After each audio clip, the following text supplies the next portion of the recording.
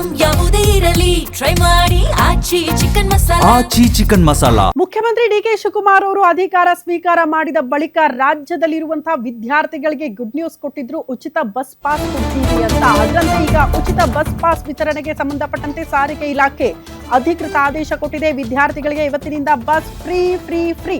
ರಾಜ್ಯ ಸರ್ಕಾರದಿಂದ ಇಂದಿನಿಂದ ಫ್ರೀ ಪಾಸ್ ವಿತರಣೆ ಮಾಡಲಾಗುತ್ತಂತೆ. ಈಗಾಗಲೇ ಫ್ರೀ ಪಾಸ್ ಬಗ್ಗೆ ಘೋಷಣೆ ಮಾಡಿದೆ ಸರ್ಕಾರ. ಹಂಗಾಗಿ ಹಣ ಕೊಟ್ಟು ಪಾಸ್ ಖರೀದಿ ಮಾಡಿದ್ರು ಕೂಡ ನಿಮ್ಮ ದುಡ್ಡು ವಾಪಸ್ ಬರುತ್ತೆ. ಡೋಂಟ್ ವರಿ ವಿದ್ಯಾರ್ಥಿಗಳೇ.